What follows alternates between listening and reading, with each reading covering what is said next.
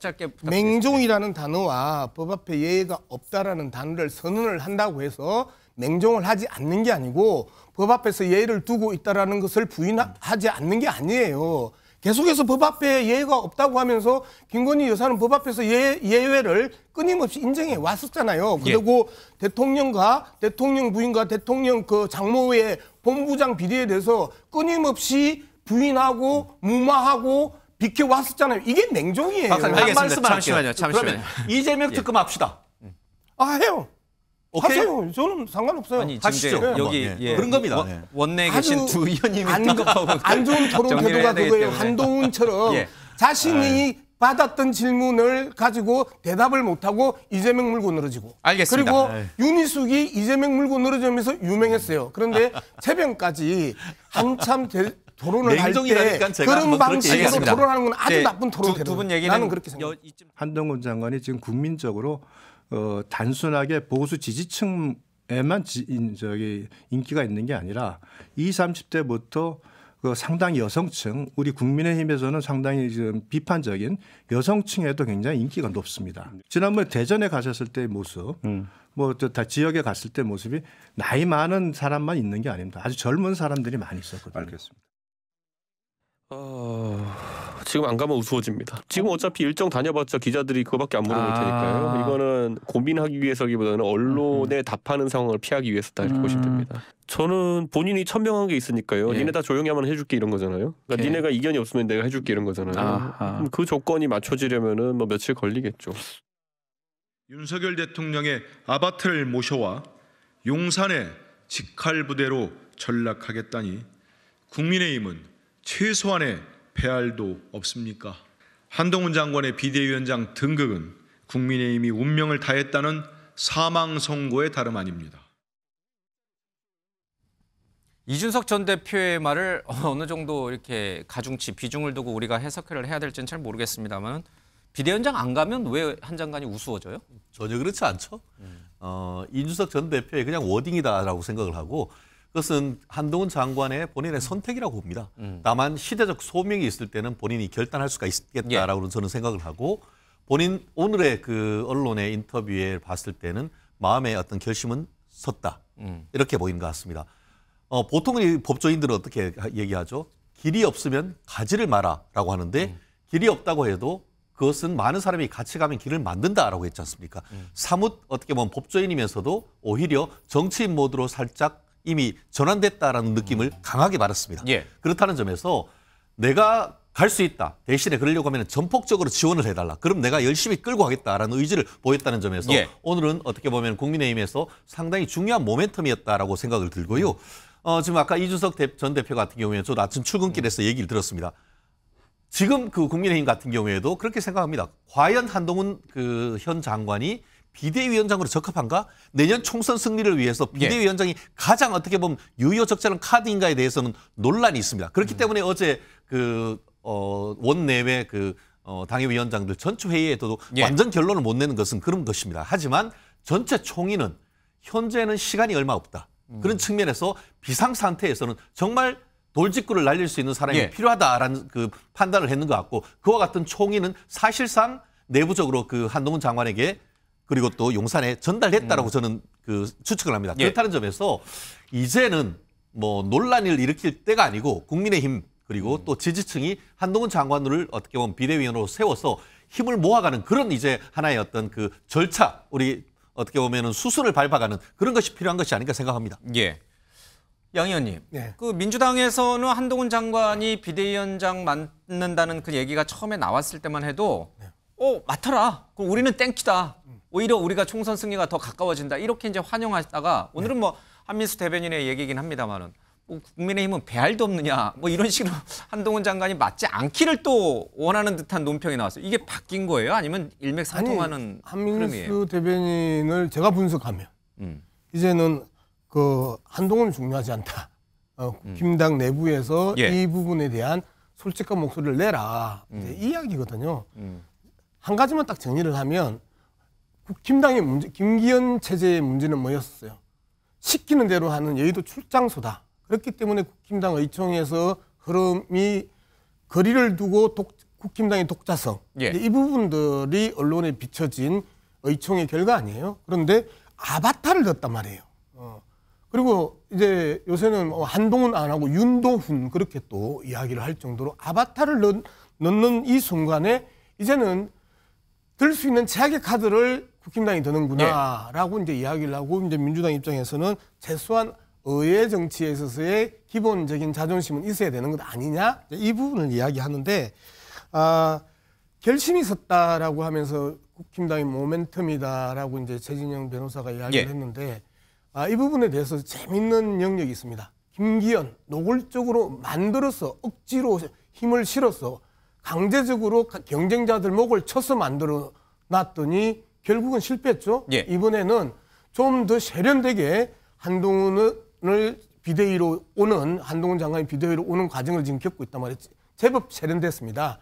할까 말까. 예. 그리고 당신들이 전폭적인 지지 안 하면 나 안 해. 나 그리고 법무부 장관으로 할 것 남아 있어. 이런 식으로의 정치적 쇼타임을 가질 수 있는 이러한 것들로 제법 세련되게 가는데 예. 문제는요. 국민들이 어떻게 동의할 것인가의 문제입니다. 윤석열 대통령 지지율이 35% 전후입니다.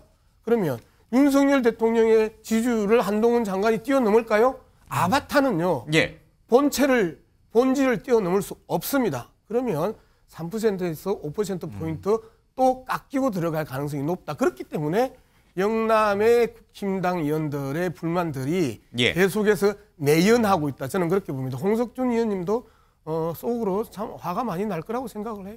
지금 왜 저보고 왜 가만히 있는 저보고 저렇게 이야기를 하고 너무 딱딱하니까 이제 저 영남권 의원이시니까 뭐 반론할 기회 드리겠습니다. 완전 이관계를 지금 쓰고 계시네. 결국은 이제 한동훈 장관을 자꾸 이제 아바타 하시는데 같이 근무를 했다는 그런 어떤 이유만으로 우리가 이제 그 사람의 어떤 정치적 성향이라든지 모든 것을 뭐 이렇게 따라가는 그런 아바타다. 예. 이렇게 이야기는 너무 좀 속단인 것 같고 결국은 만약에 한동훈 장관이 비대위원장으로 오게 되면 한동훈 장관이 살 길도 그렇고 또 우리 윤석열 정부와 국민의힘이 살 길도 결국은 제대로 된 목소리를 내는 것을 누구보다 한동훈 지금 장관이 잘 알 겁니다. 예. 그렇기 때문에 맹종하지 않았다 그런 어떤 이야기도 분명히 한 것이고 그런 어떤 측면에서 누구보다도 한동훈 장관이 굉장히 좀 센스가 저는 있는 분이라고 생각합니다. 예, 알겠습니다. 정치 경험이 없기 때문에 국민의힘을 잘 이끌지 못할 것이다. 이런 우려에 대해서 한 장관은 갈 수 있다라고 하는 자신감을 좀 드러냈습니다. 또 다른 우려는 이것입니다. 방금 여러분들이 계속 얘기했습니다마는 과연 윤석열 대통령한테 직언을 하고 또 수평적인 당정 관계를 만들어낼 수 있을 것인가. 윤 대통령의 아바타라는 그런 우려를 떨쳐낼 수 있을 것인가 하는 부분입니다. 한 장관의 얘기 좀 들어보고요. 맹종하지 않는다. 이 얘기는 어디서 좀 많이 들어본 얘기입니다. 시계바늘을 좀 과거로 돌려서 윤 대통령의 과거 얘기까지 좀 들어보겠습니다. 저는 지금까지 공직생활을 하면서 공공선을 추구한다는 한 가지 기준을 생각하면서 살아왔고요. 그 과정에서 누구를 맹종한 적 없고 앞으로도 그럴 겁니다. 주로 그런 얘기 민주당에서 많이 하시는 것 같은데요. 자기들이 이재명 대표 맹목적으로 추종하고 절대 복종하니까 남들도 다 그럴 거다라고 생각하시는 것 같습니다. 우선 윤석열 지청장, 우리 정의는 혹시 조직을 사랑합니까? 네, 대단히 사랑하고 있습니다. 사랑합니까? 네. 혹시 사람에 충성하는 건 아니에요? 저는 사람에 충성하지 않기 때문에 예. 제가 오늘도 이런 말씀을 드리는 겁니다. 그분이 지금 추대되는 뭐 이렇게 초청장이 이렇게 강하게 형성된 거는 인기 때문이니까. 네. 근데 그 인기를 한순간에 날려먹을 수 있거든요, 지금. 네. 그러니까 지금 그 본인이 지금 그런 고민을 하고 있겠죠. 어떤 식으로 그 아름다운 통수를, 그러니까 아름다운 그 대립각을, 뭐 아름다운 뒤통수, 아름다운 대립각 이런 거죠. 왜냐하면 이분 입장에서는 굉장히 딜레마가 뭐냐면 인기가 굉장히 강한데 대통령하고 지지 기반이 겹쳐요. 아름다운 뒤통수는 어떤 겁니까? 뒤통수 맞으면 기분이 안 좋은데 그게 아름다울 수 있나요? 굉장히 모순적인 표현을 썼는데. 이제 그런 거잖아요. 이제 그 요즘 영화 이제 서울의 봄도 나오는데 50 청산을 하면서 사실은 이제 노태우 대통령과 예. 전두환 대통령이 가장 절친했잖아요. 그런데 87년 민주화가 더불어서 전두환 대통령이 노태우 대통령에게 그런 얘기를 하잖아요. 나를 밟고 가라. 나를 딛고 가라. 예. 그래야만 네가 대통령 선거에 당선될 수 있다라고 하는 것을 전두환 대통령이 그 얘기를 한 거 아니겠어요. 예. 그러면 뭐냐면 과거에도 마찬가지죠. 96년도에 한나라당이 승리한 조건 중에 하나가 뭐냐면 95년도에 지방선거 패배하고 YS 정부에서 이해창이라든가 새로운 혁신의 임무를 하면서 YS가 어느 정도 각을 세웠거든요. 그러면서 딛고 넘어갔거든요. 그러면서 2000 몇 년도입니까? 저 박근혜 2012년이죠. 예. 이명박 정부에서 2012년에 이 박근혜 비대위원장을 하면서 완전히 이명박 정부가 단절을 했단 말이에요. 그러면서 딛고 넘어갔단 말이에요. 그런데 이건 뭐냐면 집권 초란 말이에요. 집권 초이면서 또 하나는 아까 얘기하는데 한동훈 장관이라고 하는 것을 지금 저렇게 부정을 하지만 모든 국민의 시각이 어떻게 보냐. 윤석열과 같은 모형이다라고 보는 거 아니에요. 민주당이 만든 프레임이 그렇지가 아니고 않고 국민들이 다 그렇게 보고 있죠. 검찰 출신이고. 예. 뭐냐면 지금 윤석열 정권의 지지도가 저렇게 빠지는 이유 중에 하나가 뭐냐면 검찰을 동원한 과도한 무도한 정치를 했다는 거 아니겠어요. 그 전선에 선봉장이고 덜격부장이고 선전부장이 누구냐. 윤석열 대통령의. 그게 바로 한동훈 장관이라는 거 아니겠어요. 그 등식이 성립되는 이상 지금 이제 저 얘기를 하는 거죠. 윤희숙 전 의원 같은 경우도 그 얘기를 하는 거예요.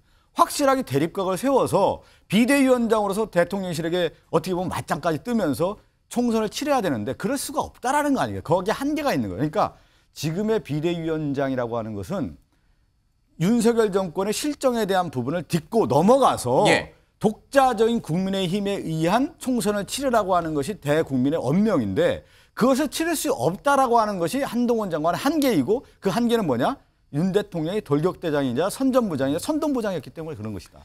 이렇게 보는 거죠. 윤 대통령도 2013년도에 사람에 충성하지 않는다. 조직을 사랑하지만 사람에 충성하지 않는다라고 얘기했고 오늘 한 장관도 맹종이나 이런 건 자기는 하지 않는다. 이렇게 얘기를 했습니다. 그러면 윤희숙 전 의원의 얘기처럼 대통령과 대등하게 비대위원장으로서 대등하게 의견을 얘기하면서 또한 대통령에게 그렇다고 해서 아주 무례하거나 아니면 대통령의 권력에 도전적인 그런 것이 아니라 존중하는 자세로 아름답게 뒤통수를 때릴 수가 있냐는 거예요. 현실적으로 그게 너무 이상적인 얘기냐? 아니요, 아니면 현실적으로 가능한 얘기냐? 아니 저는 충분히 가능하다고 생각하는 게 예. 뭐냐면 사실은 의견이 다르면 좀 어중쩡하게 좀 아는 사이는 이렇게 내가 다른 이야기를 반론을 하고 할 때 저 예. 사람이 어떻게 생각하는지 사실은 좀 부담을 느낄 수가 있는데 지금 한동훈 장관과 어쨌든 윤석열 대통령은 예. 오랜 근무 끝에 좀 굉장히 좀 잘하는 사이 아닙니까? 그렇기 때문에 오히려 더 강력하게 한동훈 장관이 대통령 설득할 수 있는 기본적인 인간관계가 형성이 되어 있는 거죠. 신뢰관계가 있다. 그럼요. 그렇기 때문에 오히려 더 이제 윤석열 대통령과 지금 현재 윤석열 정부가 국민으로부터 혹시 잘못된 어떤 정책이 있으면 과감하게 더 이야기를 할 수 있는 기본적인 관계가 깔려 있다. 그리고 저는 만약에 한 직업 집단에 근무를 했다고 해가지고 아바타다 이런 논리면은 아니 언론계에서 그럼 같이 근무했다 해가지고 아바타입니까? 공무원계에서 같이 근무했다고 아바타입니까? 시민단체에서 같이 근무했다고 다 그걸 아바타 취급해야 됩니까? 그거는 결코 그렇지 않은 상황이다. 지금 한동훈 장관에 대해서는 확실한 거는 굉장히 우파 보수 지금 인사 중에는 지지층이 기존의 우리 국민의힘과는 굉장히 다른 어떤 스펙트럼을 갖고 있다. 3040에 그 정치 관심이 없는 여성이라든지 수도권이 이렇게 갖고 있기 때문에 굉장히 저희 당으로서는 매력적인 카드임에는 분명히 맞습니다. 예. 지금 홍 의원님도 말씀하셨습니다마는 지금 윤 대통령 입장에서는 그럼 어떨까요? 윤 대통령 어제 정혁진 변호사가 이 자리에서 어떤 얘기를 했냐면 굉장히 의미심장한 얘기를 해서 저도 화들짝 놀랐는데 지금 윤 대통령하고 한 장관하고 여론조사를 해보면 한 장관 지지율이 더 높을 것이다. 이 얘기를 하셨어요. 그래서 제가 당혹해가지고 수습하느라고 좀 그랬었는데 해본 적이 없죠. 그런 여론조사도 없지만. 정말 지금 홍 의원님 말씀대로 한 장관의 인기가 윤 대통령을 넘어서고 또 외연 확장성도 더 크고 이렇다면은 윤 대통령은 그러면 한 장관을 어떻게 바라볼 것인가. 평생 자기 부하로서 후배로서 신뢰관계가 있지만 그렇게 보던 사람이 갑자기 자기보다 더 높은 지지율을 갖고 있고 더 높은 차기 대권 주자로서 확고한 권력을 가져가게 되면 본인의 권력, 입지, 레임덕은 빨리 오는 수밖에 없는데 윤 대통령이 그러면 이런 한동훈 장관을 어떻게 바라볼 것인가? 비대위원장으로서 존중해 줄 것인가? 존중할 수밖에 없죠. 제일 중요한 게 뭐죠? 내년 총선의 승리. 그게 승리가 되지 않는다고 하면은 예. 민주당이 어떻게 나오죠? 벌써 탄핵 얘기 나오지 않습니까? 그렇기 때문에 결국 지금으로서는 윤석열 대통령 입장에서도 지금처럼 계속 어떻게 보면은 뭐 1, 2년 차 대통령이니까 당연히 힘이 있을 수밖에 없죠. 예. 1, 2년 차에 당정이 있어서 완전한 수평을 바란다? 그거는 그냥 우리 우물에 가서 숭늉에 찾는 거나 마찬가지인 거죠. 민주당이 언제 그런 적 있습니까? 예. 그러다가 옛날에 오히려 노무현 대통령하고 천신정 뭐 이런 분들하고 해서 싸워가지고 당이 깨졌었던 것 아니겠습니까? 예. 그렇기 때문에 무조건 어떤 당정 관계가 수평적이어야 된다라는 사실 자체가 굉장히 도식적인 얘기인 것이고 결국 지금 얘기는 지금 그런 비판이 있습니다. 그러면은 어떻게 가야 되느냐? 그게 무조건 수평적으로 돼야 되느냐? 오히려 협력 관계가 돼야 되는 게 필요하다고 봅니다. 예. 그런 점에 있어가지고는 윤석열 대통령과 한동훈 장관은 정말 협력 관계다라고 봅니다. 저희가 실무를 해보면 압니다. 뭐냐? 밑에 맡겨놓으면은 뭘 가지고 왔을 때에 본인의 생각은 이렇게 해라고 했는데 실무를 해보니까 아 이건 아닌 것 같은데요 했을 때에 그래? 그러면 당신 말이 맞아라고 해줄 수 있는 게 법원 검찰인 겁니다. 그렇기 때문에 벌써 실무를 말해오면서 아닌 건 아닌 거예요. 맡겨놓는다고 해서 무조건 다른 관계가 법원 검찰의 내부의 어떤 그 부장과 예. 그 부원의 관계는 절대 아니란 말이에요. 그렇다는 점에서 민주당은 계속 이 부분에 있어서 무슨 아바타라는 예. 프레임을 걸지만 전혀 그 프레임이 아니다. 오히려 지금으로서는 본인의 어떤 리더십에 좀 타격이 있을 수는 있지만 그럼에도 불구하고 지금 절체절명의 과제는 오히려 내년 총선의 승리가 목표이기 때문에 예. 그 정도에 있어가지고는 충분히 한동훈 장관에게 힘을 실어줄 수 있는 것이 저는 윤석열의 개인적인 어떤 특징이기도 하다고 봅니다. 자신이 임명한 장관이었지만 자신이 데리고 있었던 후배 부하 검사였지만 비대위원장이 된다면 동등한 자격으로 예우를 할 것이다. 그렇죠. 그럴 수밖에 없습니다. 아바타가 되게 아픈 모양이에요. 아바타가. 그러면서 한동훈이 아파가지고 계속 말을 바꾸는 거지. 한동훈 장관이 뭐를 잘할 수 있고 뭐를 잘할 수 있고라고 이야기를 하는 것보다 계속해서 윤석열의 아바타 한동훈 이렇게 나오니까 아바타가 지금 계속 아프니까 윤석열 대통령과 한동훈 장관이 다르다라는 걸 계속해서 지금 오늘 하루 종일 강조를 하시는 분들이 계세요. 오전에도 이 장해찬 최고하고 강성규 최고 그 수석하고도 토론을 하는데 예. 그럼 뭐가 다르냐 그랬더니 이런 예를 들어요. 윤석열 대통령이 술 좋아하는데 한동훈 장관이 윤석열 대통령이 한동훈 오라고 하니까 나 술 안 마시니까 안 가라고 집에 가기도 하고 그리고 끝까지 술 안 마시고 그냥 앉아 있기만 하고 이게 지금 윤석열하고 한동훈하고 다르다라는 거 아니에요? 이런 다름에 대해서 지금 이야기를 하는 것 자체가 이제 궁색하다라는 거고요. 두 번째 맹종이라는 표현에 대해서 좀 이야기합시다. 사람에 대해서 충성하지 않는다, 사람에 대해서 맹종하지 않았다라고 이야기를 하는데 한동훈 장관이 김건희 여사의 주가 조작 도이치모터 사건에 대해서 한 번이라도 깔끔하게 대답한 적 있나요? 두 번째, 명품백 수수와 관련해가지고 어떤 생각이냐? 답할 게 없다라고 이야기를 했단 말이에요. 이건 뭐죠? 이거는 맹종하고 사람에게 충성하고 사람에게 맹종하는 거하고 다른 건가요? 기본적으로 이제까지 한동훈 장관이 윤석열 대통령 부부에 대한 이야기를 할 때마다 거기에 대해서 다 비켜갔거나 침묵했단 말이에요. 이런 걸 보고 우리는 맹종이라고 그래요. 자신이 이제까지 보여줬던 그 행위들이 사람에게 충성하고 사람에게 맹종하는 모습들을 보여줘놓고 나는 맹종하지 않는다라고 선언적으로 이야기를 하면 저 사람은 맹종하지 않는구나 라고 하나요? 그 행위가 이미 맹종의 행위들을 수없이 했는데. 팩트체크를 좀 해야 될 것 같습니다. 한동훈 장관이 오늘 뭐라고 했습니까? 하니까 김건희 특검과 관련해가지고 누구도 법 앞에 평등에 예외가 없다고 했습니다. 그럼 답이 된 거 아닙니까? 왜 얘기를 안 합니까? 그리고 잠깐만요. 법무부 장관이지 검찰총장이 아니에요. 법무부 장관은 수사에 대해서 얘기하는 순간 그때는 또 민주당이 수사에 감나라 배나라 한다고 또 비판할 거 아닙니까? 그럼 원론적인 바를 얘기할 수밖에 없는 것인데 그거를 가지고 아바타네 뭐네 하는 얘기 자체가 완전히 그냥 그 어떤 논의에서 벗어난 것이고 지금 한 장관 같은 경우에는 오늘 이미 이 부분과 관련해서 원칙 그 부분에 대해서 할 수 있다. 하지만 그 내에 독소 조항이 있기 때문에 그 부분에 대해서 국회 내에서 해결해야 된다. 이 얘기를 했다는 점을 저는 얘기하지 않을 수 없는 겁니다. 안 그래도 지금 그 얘기를 하려고 했어요. 이 이른바 명품백 의혹과 관련해서 한 장관의 발언을 놓고 좀 이제 두 분이 주고받고 계신데 한 장관의 얘기 좀 듣고 2라운드 두 분 뭐 하시든 이렇게 용 의원님하고 우리 박 의원님이 하시든 하겠습니다. 한 장관의 얘기 들어보겠습니다. 민주당이 저한테 꼭 그러고 물어보라고 시키고 다닌다고 그러던데요. 이걸 물어보면 제가 왜 곤란할 거라고 생각하는지 잘 모르겠습니다. 민주당이야말로 자기들이 이재명 대표 옹호하는데 바쁘니까 저도 그럴 것 같다고 생각하는데요. 기본적으로 그 내용들을 제가 보면은 일단은 이 몰카 공작이라는 건 맞잖아요. 그 몰카 공작의 당사자인 서울의 소리가 고발했던데요. 그럼 우리 시스템에 맞춰서 법과 원칙에 따라 수사가 진행돼서 처리될 거라고 생각합니다. 그 문제는 국회에 넘어온 것이니까 제가 입장을 낸 문제는 아닙니다. 다만 제가 그냥 생각하는 걸 말씀드리죠. 첫째, 법 앞에 예외는 없어야 합니다. 그리고 국민들이 보시고 느끼시기에도 그래야 합니다. 둘째, 다만 그 법안들은 정의당이 특검 추천하고 결정하게 되어 있죠. 그리고 수사 상황을 생중계하게 되어 있는 독소 조항까지 들어있죠. 다음 총선에서 민주당이 원하는 선전선동을 하기 좋게 시점을 특정해서 만들어진 악법입니다. 예, 2라운드 시작하겠습니다. 두 의원께서 조금만 양해해 주시면 두 분 얘기 좀 더 듣고 가겠습니다. 자, 지금 한 장관은 내가 왜 김건희 여사와 관련된 질문에 회피하고 침묵했느냐. 나 아니다. 뭐 명확하지 않느냐. 명품백 사건. 이거 몰카 공작이니 당연히 법과 원칙대로 처리할 거다.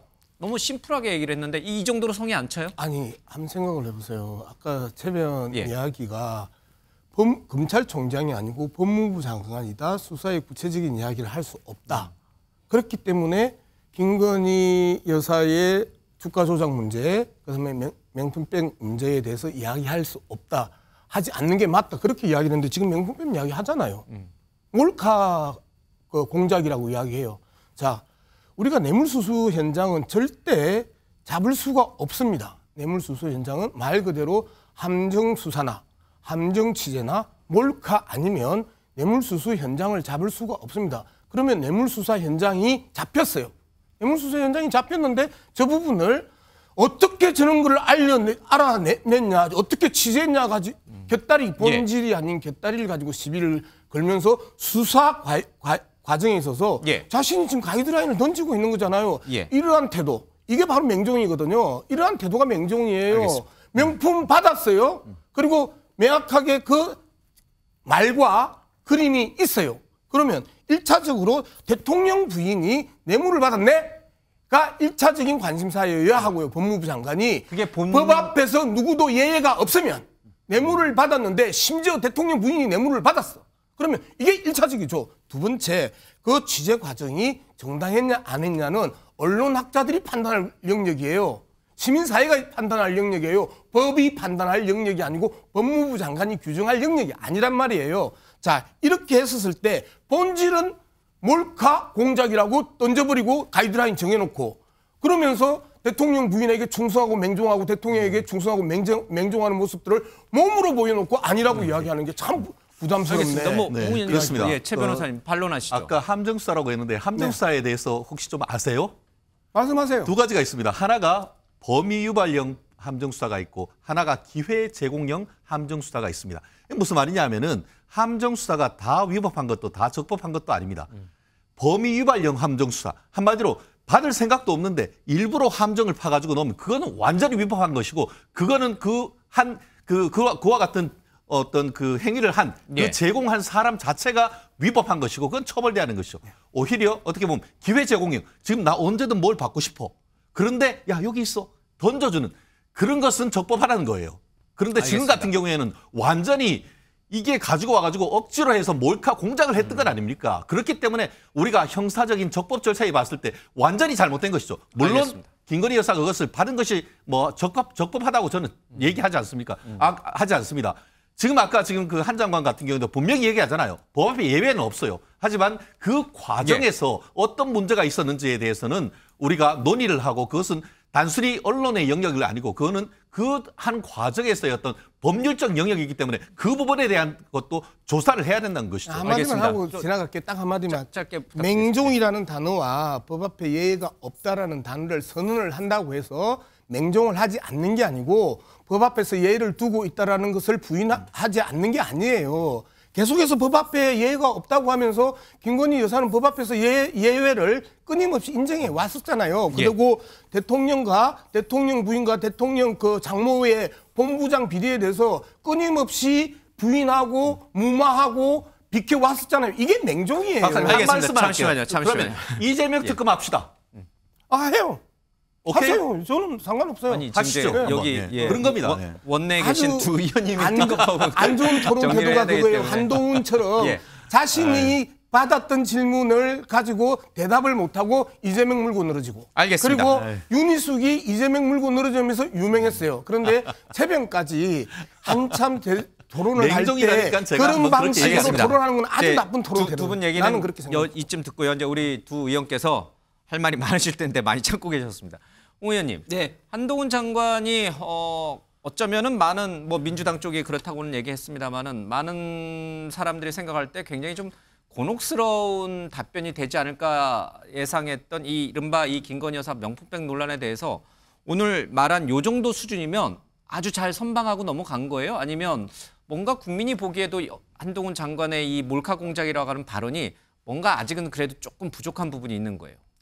일단 이 주제 자체가 굉장히 한동훈 장관한테는 이제 곤란한 어떤 그런 어떤 질문이라고 다들 이제 예상을 하고 있는 그렇죠. 아닙니까? 그런데 거기에 대해서 뭐 가장 기본적인 원칙적인 답변을 뭐 누가 보더라도 크게 그 문제 제기를 할 수 없을 정도로 한 거죠. 깔끔하게 잘 정리했다. 지금 이제 이 사건에 대해서는 지금 이제 중앙지검인가 배당이 돼가지고 지금 수사를 지금 하고 있는 상황이니까 현직 법무부 장관으로서는 그 시스템대로 간다. 그런데 한 가지 분명한 것은 이거는 어떤 몰카 공작으로 뭐 이루어졌다. 뭐 그런 어떤 기본적인 어떤 이야기를 이제 한 것이고 제가 진짜 말씀을 드리고 싶은 건 이건 이제 중앙지 지금 배당이 됐기 때문에 수사로 이제 결론이 이제 날 거지만 저는 이제 민주당과 일부 좌파에서 계속해서 김건희 여사에 대해서 이제 그 과거 이제 경선 때부터 끊임없이 문제 제기를 하고 있었지 않습니까? 예를 들어서 줄리